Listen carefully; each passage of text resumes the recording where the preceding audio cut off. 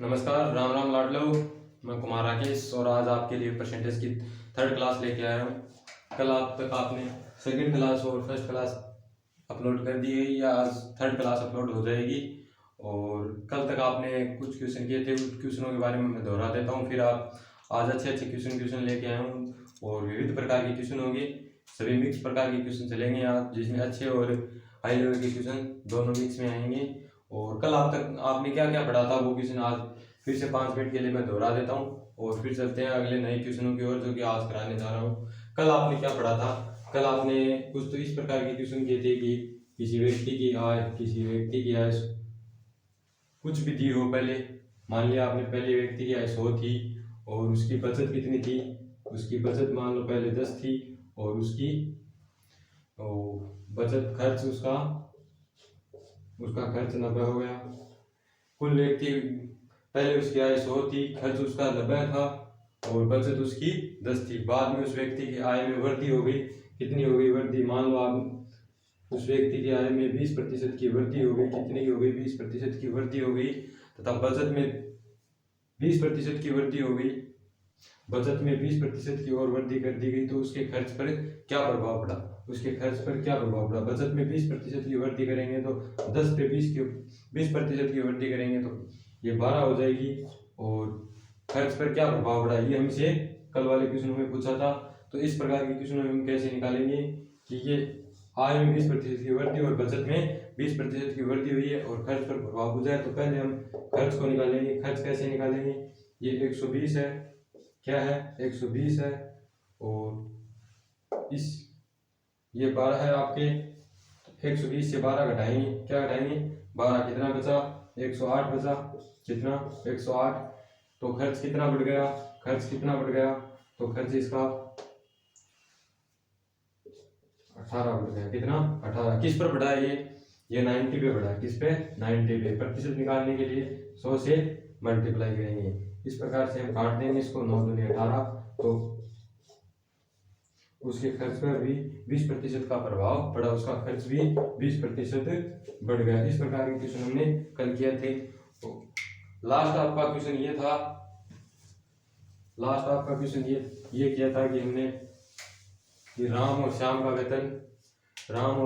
वेतन, ये अपने पास राम है और ये अपने पास श्याम है। इनके वेतन अलग अलग है, जो कि इस प्रकार थे कि राम के वेतन से श्याम का वेतन 120 अधिक है। इस प्रकार के क्वेश्चन किए थे कि मान लो कि आप राम का वेतन 100 रुपये और श्याम का वेतन 100 रुपये, राम का वेतन 150 रुपये है। तो क्वेश्चन आपसे इस प्रकार से पूछेगा कि श्याम का वेतन राम से कितने कम है।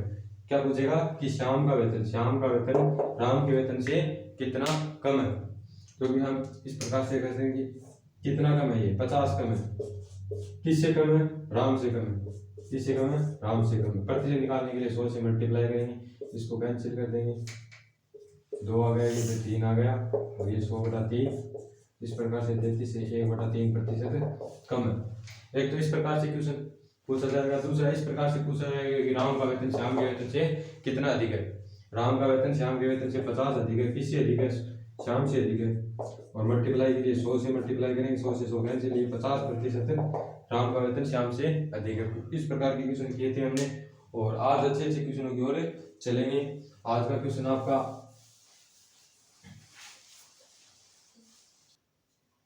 तो आज के अच्छे अच्छे क्वेश्चनों में से एक क्वेश्चन है, ये क्वेश्चन है। इस क्वेश्चन में क्या लिखा है आप देखिए। ये पिछली परीक्षा में एसएससी एमटीएस की परीक्षा में क्वेश्चन आया हुआ है। तो इस क्वेश्चन में देखिए क्या लिखा है कि 3 संख्या है। तीसरी संख्या दूसरी संख्या से कितने अधिक है? 25% है। 3 संख्या पहले तो आप ऐसे लिख लीजिए 3 संख्या 1 2 3, ये आपकी 3 संख्या है, ठीक है। तीसरी संख्या दूसरी से 25 अधिक है। तीसरी संख्या क्या है? दूसरी से 25 अधिक है। तीसरी संख्या दूसरी से 25 अधिक है। इस प्रकार से आप निशान लगा दिए। तीसरी संख्या दूसरी से 25 अधिक है। ये 25 अधिक है, ठीक है। आगे क्या लिखा है कि दूसरी संख्या पहली संख्या से 20 अधिक है। दूसरी संख्या पहली संख्या से 20 अधिक है, ठीक है। इस प्रकार से करना। अब आप एक तो आपके पास ये तरीका है कि आप 25% अधिक है। 25% अधिक है तो आप इस प्रकार से कर सकते हैं कि यहाँ आप 4 मान सकते हैं या 5 मान सकते हैं। कितने अधिक है? 1 अधिक है। जैसे कि इसको हल करके बता रहा हूँ, जैसे कि ये कितना अधिक है? 1 अधिक है। किससे अधिक है? 4 से मल्टीप्लाई के 100 25% अधिक है। एक तो आपके पास ये तरीका है करने का, दूसरा आपके पास ये तरीका है कि आप इस संख्या को, दूसरी संख्या को आप 10 मान लो, 10 मान लो या 100 मान लो। 100 मान लो, 100 मानने से और आसान हो जाएगा। अब ये 25% अधिक है तो ये 25 हो गया, ठीक है। इसी प्रकार आगे आपके से क्या कहा है कि दूसरी संख्या पहली संख्या से 20% अधिक हो, दूसरी संख्या पहली संख्या से 20% अधिक हो, तो आप इसको भी 100 मान लो, ये 120 हो गया, ये 20% अधिक हो गया, ठीक है। अब इसको आप काट सकते हैं, यहाँ काटने चाहो तो यहाँ काट सकते हैं या बाद में काट सकते हो। काटने से आपका क्वेश्चन थोड़ा सरल हो जाएगा। सरल जैसे 5 से यहाँ काटा तो 20, 5 से यहाँ काटा तो 25, ठीक है। इसी प्रकार 5 से इसको काटा 20 और 5 से इसको काटा तो 24, ठीक है। अब यहाँ पे क्या बचा है? यहाँ पे इस प्रकार से ये बच गया, देखो कि ये अपने पास है नहीं, ये अपने पास 20 बचे हैं, ये 25 बचे हैं, ठीक है, और ये 24 बचे हैं और ये 20 बचे हैं, ठीक है। अब ये मान से अपने पास, तो ये समानुपात का क्वेश्चन बन गया है। समानुपात रेशियो प्रश्नावली में पढ़ेंगे, उसमें पढ़ेंगे कि यदि अपने पास ये हो, ए हो, बी हो, जैसे कि ए बी सी, ए का हो, ए का मान 1:2 हो और बी सी का अनुपात अपने पास 2:3 हो, तो इसको सोल्व कैसे करेंगे कि या तो एक आपके पास तरीका ये रहेगा कि इस 2 को आप यहाँ रख दीजिए, इस 2 को यहाँ रख दीजिए, ठीक है। अब इसका मल्टीप्लाई कर दीजिए, 4 6 1:2:3। एक तो तरीका बात आपके पास ये रहेगा, एक तरीका आपके पास इस तरीके से भी आप कर सकते हैं। जैसे कि आपके पास ये मान है, क्या मान है? ये मान है, इनको आप इसमें मल्टीप्लाई करेंगे। वैसे तो ये सेम है, अगर सेम नहीं हो तब देखो आप, जैसे कि 3:4, तो इस स्थिति में आप इनको आपस में मल्टीप्लाई कीजिए, इसको इससे मल्टीप्लाई कीजिए, इसको इससे मल्टीप्लाई कीजिए, तो ये आपके 8, तो ये नया रेशियो। इसी प्रकार इसको सॉल्व करेंगे। इसको सॉल्व करने के लिए अपने पास नीचे जगह नहीं है, तो यहीं लिख देता हूँ मैं, यहीं लिख देता हूँ। 20 को यहाँ से लेंगे, इस 24 को इससे, 20 को इससे मल्टीप्लाई करेंगे तो 400 हो गए। कितने हो गए? 400 हो गए। इसी प्रकार इसको इससे मल्टीप्लाई करेंगे, 24 को 25 से मल्टीप्लाई करेंगे। यह आपका क्वेश्चन बड़ा होता जा रहा है, इसको और काट लीजिए, मैं काटना भूल गया था। 5 से 4 5 और इसी प्रकार 4 से यहाँ काटेंगे तो 6 और 5, ठीक है। यह आपका क्वेश्चन वही आ गया जो मैंने आपको पहले बताया था कि 4 5 और इधर क्या बचा आपके पास 5 और 6, 6 पंजे 30 और 6 चौक 24, 4 पंजे 20 और इधर आ गया आपका 6 पंजो 6 चौक 24, ये इधर 20 हो गए और ये इधर 30 हो गए, ठीक है। अब यहाँ पे क्या बचा कि तीसरी संख्या पहली संख्या से कितने प्रतिशत अधिक है? तीसरी संख्या अपने पास 20 है ये, और यहाँ कितनी है? 20 है। कितने प्रतिशत अधिक है? 10 अधिक है। किससे अधिक है? 20 से अधिक है। मल्टीप्लाई किससे करेंगे? 100 से करेंगे। 20 पंजो 50% अधिक है। कितनी? 50% अधिक है। ऑप्शन नंबर ए सही है, ऑप्शन नंबर ए सही है। एक बार फिर से देखें आप, एक बार फिर से देखें कि अपने पास 3 संख्याएं हैं, 1 2 3, क्या है? 3 संख्याएं हैं। पहली संख्या तीसरी संख्या दूसरी से 25% अधिक है। तीसरी संख्या दूसरी से 25% अधिक है। अगला क्या कह रहा है कि दूसरी संख्या पहली संख्या से कितने अधिक है? 20% अधिक है। तो ये संख्या हम 5 मानेंगे, ये इसको हम 6 मानेंगे। ये इससे 20% अधिक है, ये इससे 25% अधिक है। इसको हम यहीं पे मल्टीप्लाई कर देंगे, 24 और 6 20 और 6 30, ठीक है। ये यहाँ पे आ गया ना, 10/20 गुणा 100, 50% अधिक है, ठीक है। अब चलते हैं हम नेक्स्ट क्वेश्चन की ओर। हाँ, तो ये आपका अगला क्वेश्चन है। सेम जैसे आपने पिछला क्वेश्चन किया था वैसे ही आपका अगला क्वेश्चन है। अगला क्वेश्चन आप पढ़िए, बताता हूँ मैं कि बी की आय ए से 20% अधिक है। क्या ए से 20% अधिक है तथा बी की आय सी से 10% कम हो तो ए की आय सी की आय का कितना प्रतिशत है? क्या कहा है कि बी की आय ए से 20% अधिक हो पहले आप करना चाहो तो कर सकते हो, और मैं तो बता देता हूँ। ए बी सी 3 व्यक्ति हैं। बी की आय ए से 20% अधिक है। बी की आय ए से 20, हाँ तो क्या कह रहा है कि बी की आय ए से 20% अधिक है। आगे आगे क्या कह रहा है कि बी की आय सी से 10% अधिक, 10% कम है। कितनी कम है? 10% कम है।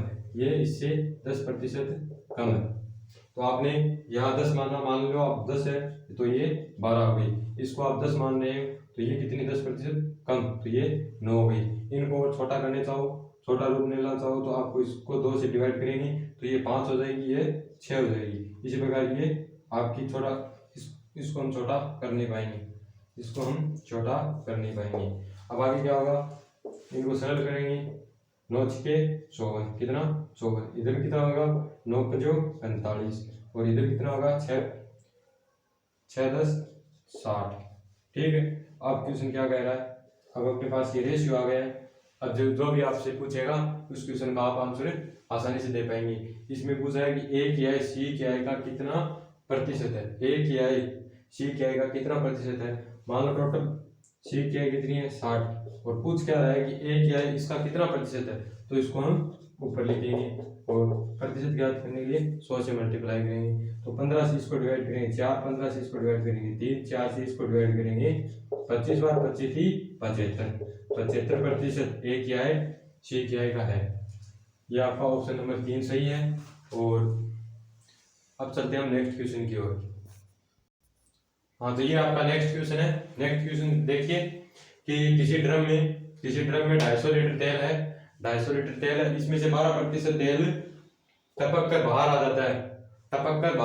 तो बताओ अब ड्रम में कितना प्रतिशत, कितना तेल है, कितना तेल आपके पास। आपको ये भी पूछ सकता है कि कितने प्रतिशत तेल अब इसमें बचा है। तो ये तो आप कितना प्रतिशत बुझा है, कितने प्रतिशत आप यदि आपको पूछे तो आप 100 में से 12% घटा देंगे तो वो आंसर आपका डायरेक्ट आ जाएगा। पर तो आपको पूछा है कि कितना तेल अब इसमें बचा है, ये चीज पूछिए। तो इसको निकालने के लिए आप ऐसे करेंगे, देखो कि 250 लीटर तेल है, कितना है 250 लीटर तेल है, ठीक बात है। इसमें से 12% तेल टपक कर बाहर आ जाता है। तो अब ड्रम में कितना प्रतिशत तेल बचा आपके पास, 88% तेल बचा। कितना बचा 88%। 250 का हम 88% निकालेंगे। परसेंटेज निकालने के लिए 100 से डिवाइड करेंगे। किससे करेंगे 100 से डिवाइड करेंगे। इसको हम इससे कैंसिल कर देंगे, 5 से हम इसको कैंसिल कर देंगे, 5 से हम इसको कैंसिल कर देंगे, 2 से हम इसको कैंसिल कर देंगे, इसको कैंसिल कर देंगे, ठीक है। फिर 5 को हम इससे मल्टीप्लाई कर देंगे, 20 आ गए और 2 5 और 20 22, ठीक है। आपका ये 250 आंसर आ गए। कितना आ गए 250 आंसर आ गए। 250 आपको किधर दिख रहे हैं क्या ऑप्शन में, नहीं दिख रहे आपको 250 ऑप्शन में नहीं दिख रहे। तो हम देखते हैं फिर से क्वेश्चन की ओर, क्या पता क्वेश्चन में गड़बड़ हो। किसी ड्रम में 250 लीटर तेल है, 250 लीटर तेल है, इसमें से 12% तेल टपक कर बाहर आ जाता है, टपक कर बाहर आ जाता है। तो 100 में से आपके 12 गए तो 88 ही बचते हैं। तो बताओ आप ड्रम में कितना प्रतिशत तेल है। तो ये प्रतिशत हटाने के लिए 100 से डिवाइड किए थे हमने, ये इसको कैंसिल किया था, 5 से 2 आ गए और 5 से 5 आ गए, ठीक है। 4 पंजो 20, 2 20, ठीक है। आपके ऑप्शन में कोई मिस्टेक हो गई मेरे से लिखने में, तो आप इसका ऑप्शन 220 मानेंगे, ठीक है। 220, ठीक। ये आपका हो गया क्वेश्चन। अब हम चलते हैं नेक्स्ट क्वेश्चन की ओर। नेक्स्ट क्वेश्चन, तो ये आपका नेक्स्ट क्वेश्चन है। नेक्स्ट क्वेश्चन देख लीजिए कि एक पिंड 10 मीटर की ऊंचाई से गिरकर कठोर तल पर टकराता है। एक पिंड है जो कि ऊंचाई से गिरकर कठोर तल से टकराता है, संघात से इसकी 25% ऊर्जा कम हो जाती है। तो बताओ है अब कितना उछलेगा। कोई पिंड है, ऊपर से छोड़ते हैं तो नीचे जाकर टकराकर ऊपर उछलता है। जैसे कि आप बॉल को नीचे छोड़ते हैं तो बॉल नीचे टप्पा खा के ऊपर उछलती है। उसी प्रकार से क्वेश्चन पूछा है कि उछलने से उसकी 25% एनर्जी कम हो गई है, 25% एनर्जी कम हो गई है। तो बताओ अब है कितना उछलेगा।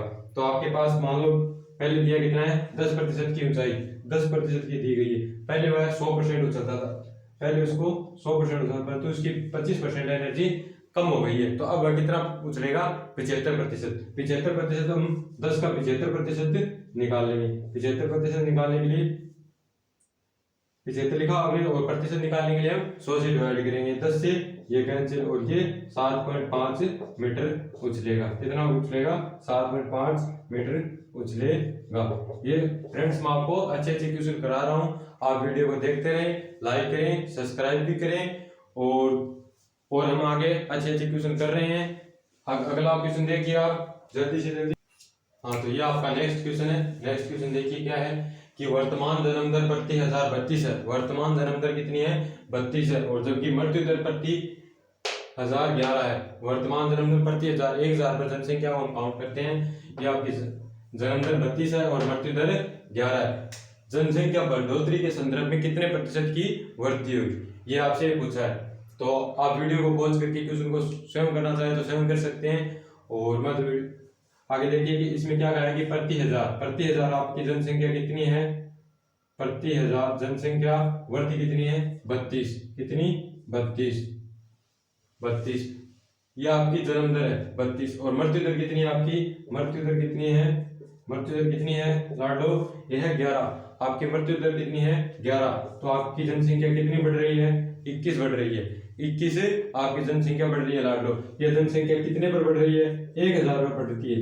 जनसंख्या 1000 पर बढ़ती है। प्रतिशत ज्ञात करने के लिए हम 100 से मल्टीप्लाई करेंगे। किससे करेंगे? 100 से मल्टीप्लाई करेंगे। इसको हम कैंसिल कर देंगे और ये 10 है, नीचे ऊपर 21 है, तो ये आपके 2.1 जनसंख्या 2.1% की वृद्धि हुई। कितनी की हुई? 2.1% की वृद्धि हुई। ये आपके ऑप्शन नंबर सी में है। तो ये आपके क्वेश्चन का हल होगा। और ये इसी टाइप के क्वेश्चन आपके परीक्षा में पूछ लिए जाते हैं।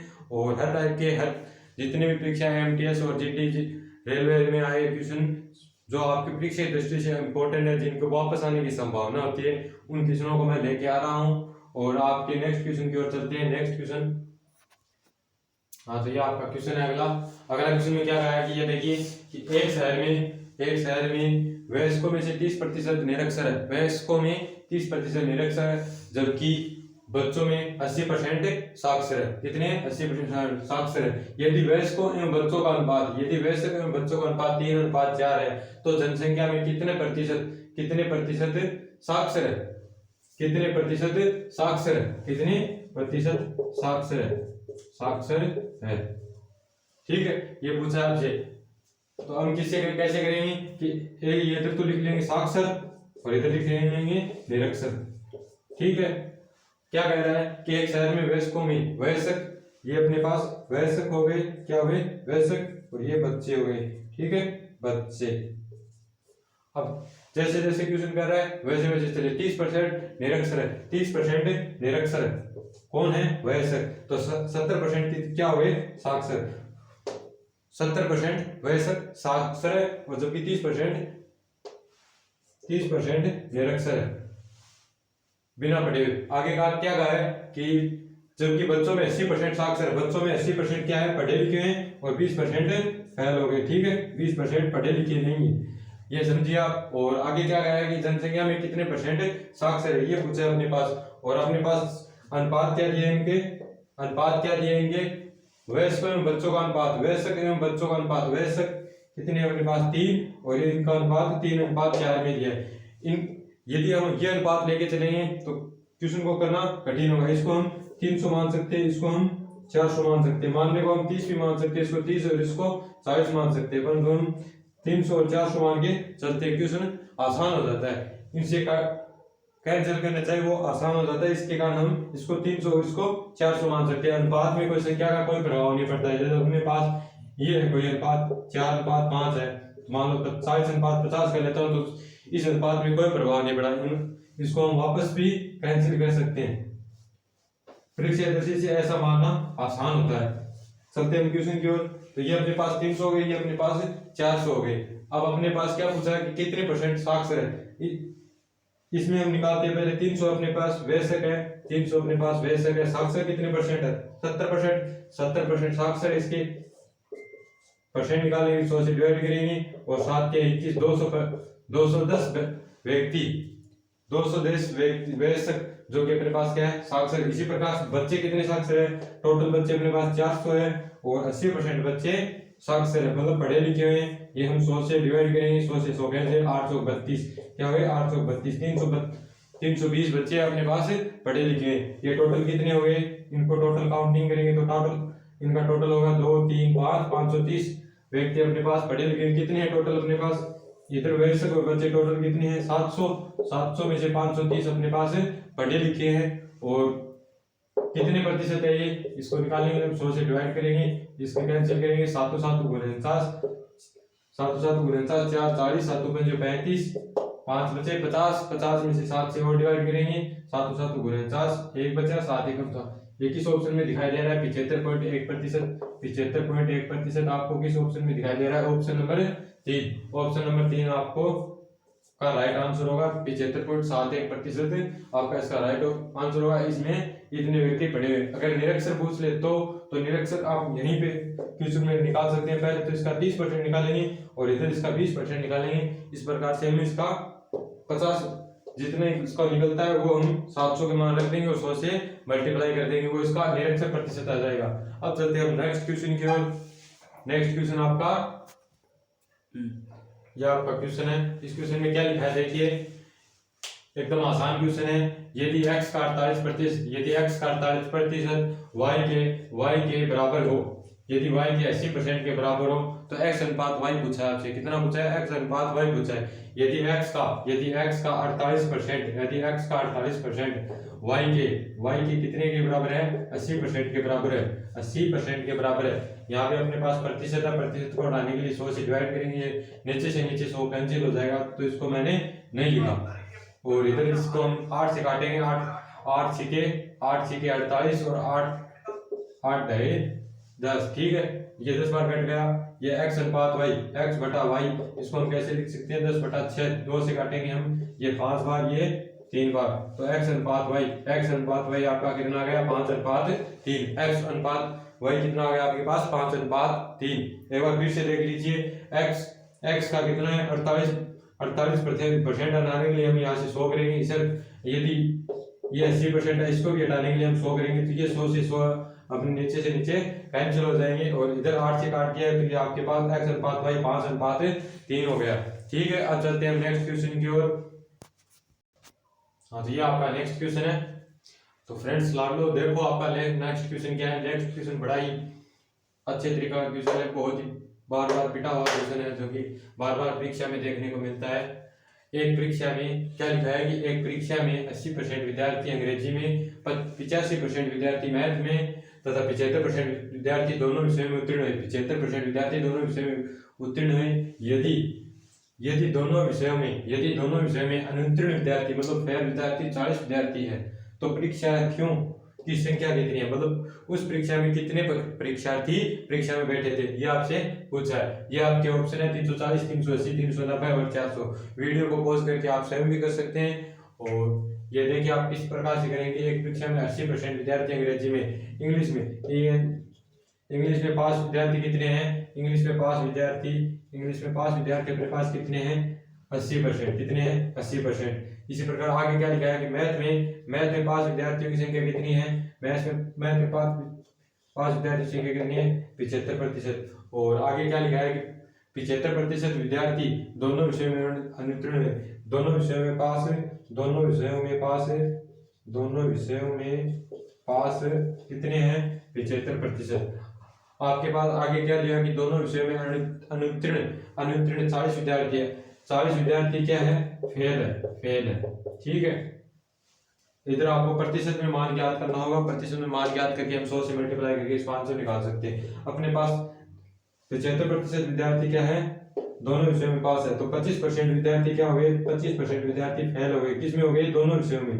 अब आपको इधर एक मिक्स में दे रखा है, परंतु इधर आपके पास 25% मिक्स में फेल है, जबकि आपको निकालना इस तरीके से होगा कि ये दोनों विषयों में 75% आपके पास पास है। पास मार्किंग को हम इसमें से घटा देंगे, तो ये अकेला निकल आएगा कि इसमें 5% विद्यार्थी क्या हो गए? 5% विद्यार्थी ऐसे हैं जो कि इंग्लिश में फेल है। इंग्लिश में तो वो पास होंगे, परंतु मैथ में फेल होंगे। इसी प्रकार यदि हम 85 में से 75 इस यहाँ घटा देंगे, तो ये 10% बचा। 10% विद्यार्थी ऐसे होंगे जो कि मैथ में तो पास है लेकिन इंग्लिश में पास नहीं है।